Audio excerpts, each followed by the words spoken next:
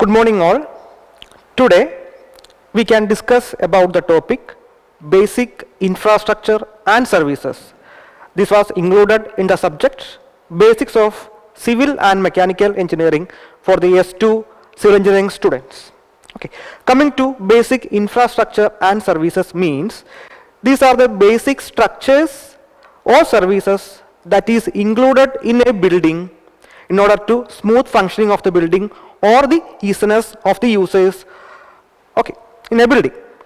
These includes the basic infrastructure and services includes the elevators, that is commonly called lift, the escalators and ramps.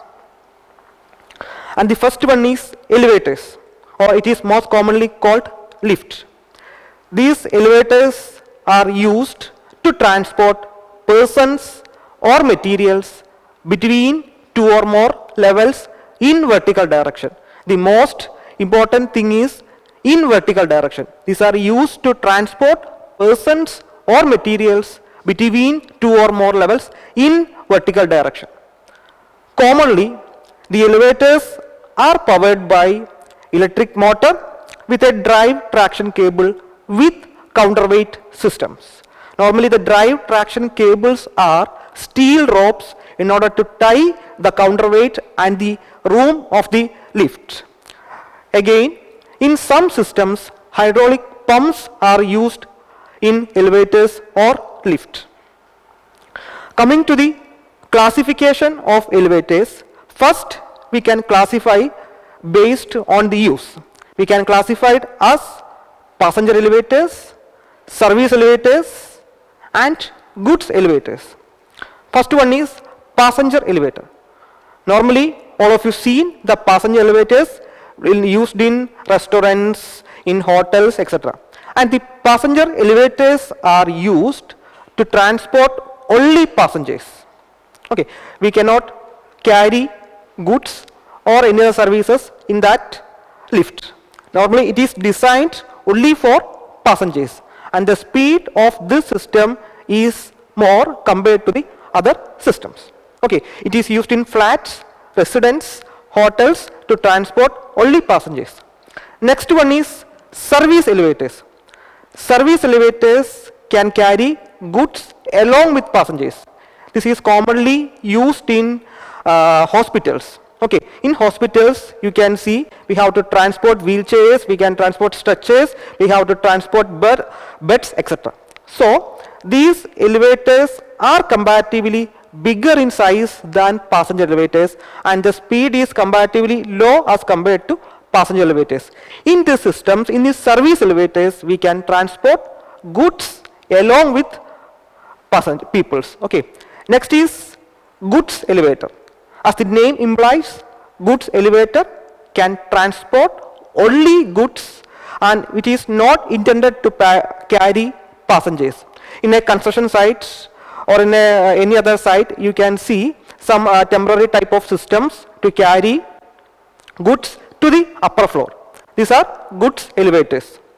This is not intended to carry passengers because the safety system is not as good as the passenger elevator. So normally passengers are not allowed in goods elevator. Next classification is based on the mechanism used. We have two types of mechanism. First one is traction elevators. In traction type of elevators, we have a rope passes over a wheel or pulley. Okay, it is passed over a pulley and this pulley is attached to a electric motor and wheel is placed in a machine room which is placed most commonly on the highest floor of that building. Okay, again these ropes are normally steel ropes with high strength capacity and this rope, one end of the rope is attached to the lift car. Lift car means the place where people can stand and travel. Okay, normally the one end of the rope is attached to the lift car and the other end is attached to the counterweights. According to the how many people entered in that room, the counterweight is so adjusted automatically and the speed of this system is controlled by the counterweights. Okay, and most commonly this system is most commonly used worldwide. This is used in all type of buildings. Next class, this is the a photograph of a traction lift. You can see the lift car. You can see the traction cables. This is the shutter door in each floors. This is the counterweights used. This is so adjusted according to the persons inside the car. This is the control system attached at the top of the building. This is the motor or engine. This is the guide systems. You can see all the systems. This is the counterweight. Okay, this is so adjusted as the persons inside the car. Then the next type of elevator is known as, the system used is hydraulic systems, hydraulic pistons. So that type of elevator is called hydraulic elevators. As all the hydraulic systems, it have a piston which is attached to the bottom of the elevator, and that piston is controlled by a electric motor. Okay, this electric motor pushes the piston. As the electric motor pushes, the piston goes up and down, and this is a small system. This is most commonly used in smaller buildings, normally less than 10 floors, and the speed of this system is low as compared to the traction system, because here a hydraulic piston is there. Hydraulic piston moves very slowly. You see it in earth movers, etc., in water service stations of cars, etc. The piston moves very slowly, and so this system, these hydraulic elevators have low speed as compared to the traction system. We can see a photograph of the hydraulic system. We can see the car of the lift, successive floors. This is the hydraulic system. This is the piston. This is the control unit. This can move downwards. Again, when the system is on, this system moves upwards in one stage, second stage, and third stage. This is why this can be used only for smaller buildings. Next, coming the design consideration of lift.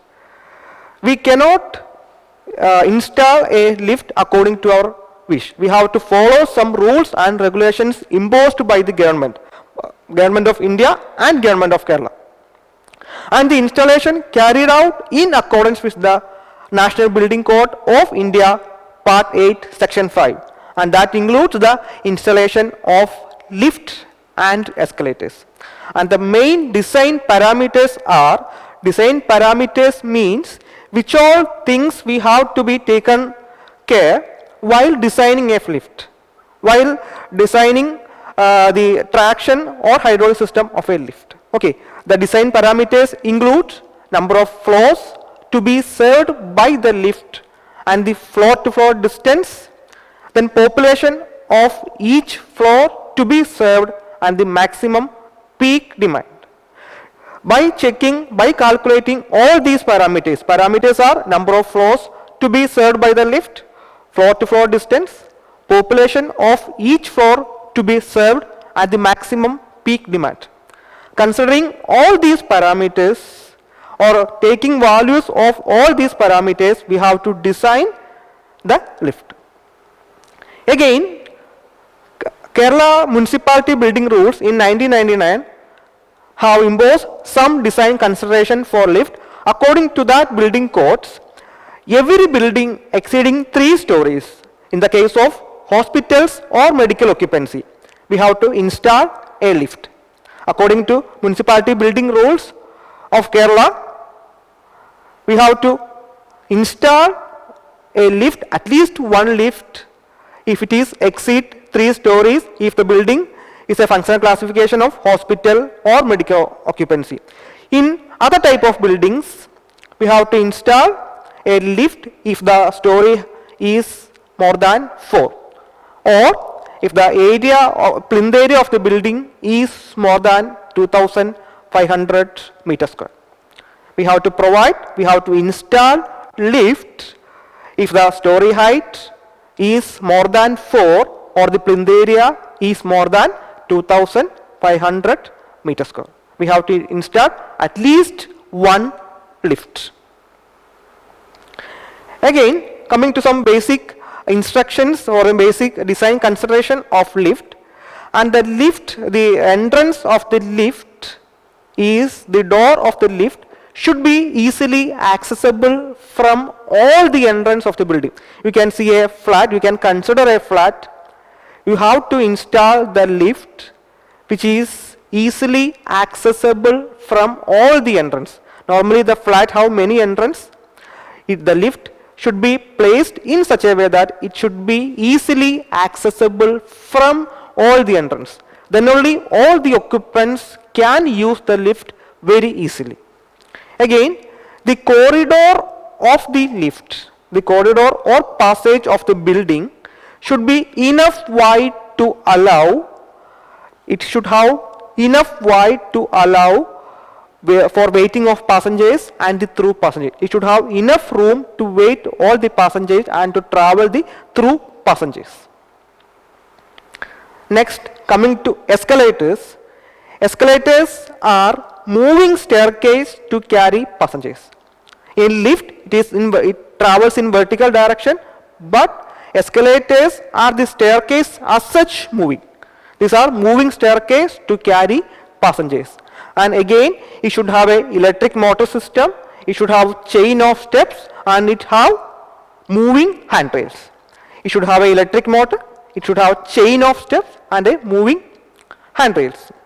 It is more suited where the movement of people in large number of peoples are travelled at a controlled rate in a minimum space.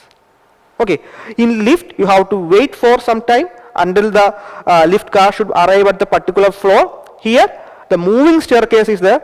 All peoples can just come over the one step, the lift, the escalator, the step will goes on. So it is more suited where movement of people in large number at a controlled rate in a minimum space. It is mainly or commonly seen in railway stations and airports. We can see a photograph of the escalator. We can see the step, these steps are moving. You can see the handrails, these handrails are again moving. You can see some glass shading for that handrails for the protection. You can see the steps, moving steps. It should be folded in such a way that it form a landing at the top and bottom of the floors. Coming to the design consideration of escalators, code of practice of installation and maintenance of escalator is IS, Indian Standard 4591. It is first implemented in 1968. It should operate in constant speed. The escalator should operate in constant speed. And the angle of inclination, it is not properly in vertical direction. The angle of inclination from horizontal should not exceed 30 degree for a rise not exceeding 6 meters. That means 2 meter height, 2 floors height. Okay, the angle of inclination from horizontal should not exceed 30 degree for a rise not exceeding 6 meter and the speed not exceeding 0.5 meter per second. And balustrade, that means the system used for supporting the moving handrails shall be provided with a handrail moving in the same direction and same speed. The handrail should move in the same direction with the same speed of the escalators. Coming to the next infrastructure, that is ramps. Ramps are just simply a sloping surface used to provide easy connection flows from floor to floors. This is mainly used in stadiums, exhibition stalls, garages, etc. We can carry vehicles through these ramps. We can carry wheelchairs, trolleys, etc. through the ramps. But the space provided or space required for the ramp should be more than a staircase. Then only smooth carrying of the wheelchairs or trolleys can be traveled through the ramps. So it's only a sloping surface. No mechanical systems are there is used in these ramps. It's just a sloping surface. This is the ramp. You can see a sloping surface. You can carry anything, you can roll anything over this ramps. Coming to the design consideration of ramp, again we have a code of practice for the construction of ramp, that is IS 4963/1987. According to this code says that it should have handrails on at least one side, preferably on two sides for protection, and ramps can be of curved shape, zigzag shape, U-shaped or spiral. It should be curved, it should be zigzagged, it can have U-shape or spiral. Slope should not exceed, the slope of the ramp should not exceed 1 in 12. The slope should not exceed 1 in 12, but the most comfortable slope or the most recommended slope is 1 in 20. Okay, that means 1 meter vertical distance if we travel 20 meter horizontal distance. That is 1 in 20. 1 height for 20 horizontal. Okay, again landing should be provided for every change in direction. We can use any shape. It can be curved, it can be zigzag, it can be U-shaped, or it can be spiral, but we have to provide landing for every change in direction, and again at top and bottom we have to provide landings in order to take rest, just a breathe. Okay, for that we have to provide landings at every change in direction and at top and bottom of the floors. Again, next part is MEP.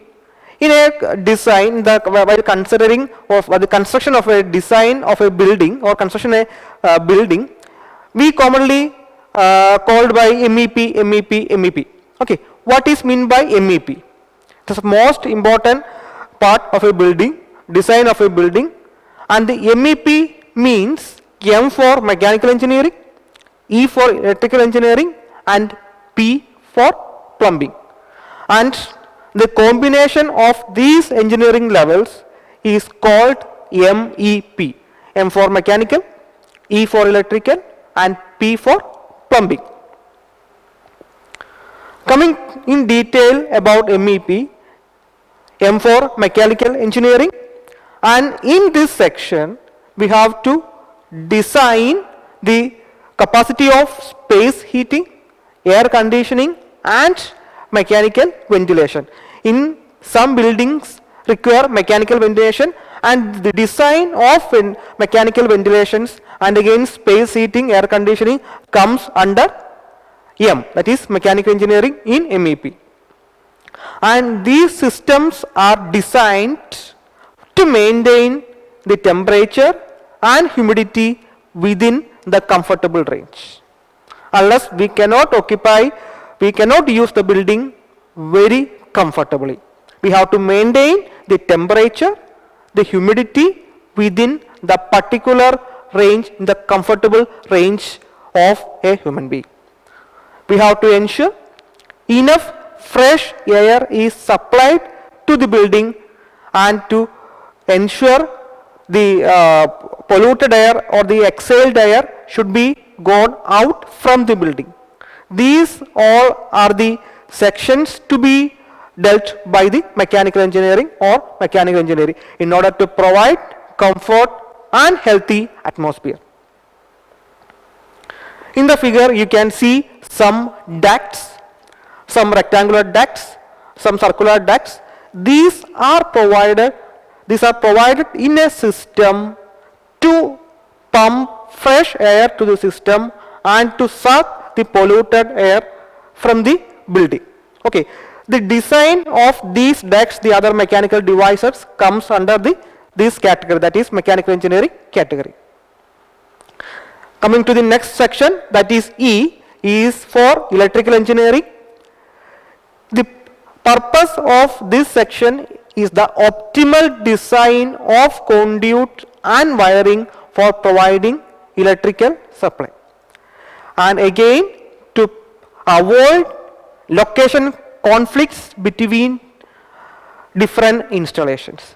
And an electrical engineer should design the conduits and wiring for electrical supply in an economical manner. A good electrical engineer can save the conduits, the pipings and the wiring system. And again, he can avoid the location conflicts among all the electrical equipments and other systems. Again, he have to make the layout for all the systems for future. Maybe in future they have some updations, renovations are there. So these conduits are passed through the building, inside the building. It cannot be seen from outside. So proper electrical layout should be maintained in the system. All these electrical layout should be made by the electrical engineering section. Coming to plumbing, that is P in MEP, it provides plumbing layout for a complex piping systems. Okay, we have to collect fresh water from outside and provide in all the utilities. Again, drain pipe should be provided in a building. The plumbing engineer should make proper layout and install proper systems for the building. Most important thing. Okay, again, as same as that of electrical engineering, or he have to make the layout maps for future use and he have to avoid conflicts. A good plumbing engineer can assure these all things. Okay, you have to provide plumbing layout, good plumbing layout, you have to provide maps, layout maps for future use, and again you can avoid conflicts. Coming to HVAC. Normally HVAC is a branch or a course can be studied after BTech for many students. That much importance is there. And HVAC means heating, ventilation and air conditioning. HVAC means heating, ventilation and air conditioning. What's the purpose of HVAC? Or as the name implies, heating, ventilation and air conditioning. In order to provide thermal comfort for the occupants using that unit, delays of that particular building. The purpose is to provide fresh air from outside to dilute the interior airborne contaminants such as odors, etc. HVAC system should collect fresh air from outside and it is pumped into the system, and thus the inside air get diluted, or the inside air should be sucked out to the atmosphere. HVAC engineer should install all the equipments, all the ductwork, all the piping systems for this building. Okay, the purpose of HVAC engineer is to design all the equipments. How much compressor is required, how much duct is required, what should be the diameter of the duct, what should be the length of the duct, what coating should be provided, how the air gets cooled, how the air gets heated. All these systems should be controlled, should be maintained, should be designed by the HVAC engineer. You can see a layout. This is the building. Here in the top, fresh air at particular temperature should be supplied to the building, and again this is the return air, is the heated air. Maybe in our situations this is the heated air. It is pumped out. Again there is a boiler. If the country is a cold country, something like Canada, we can heat the air, so boilers are there. Again, in our conditions, we more commonly require a chiller. We have to cool down the temperature. This is the chiller, this is a cooling tower, etc. So this is the overall layout of a HVAC engineer, and the engineer should design, should maintain all the systems.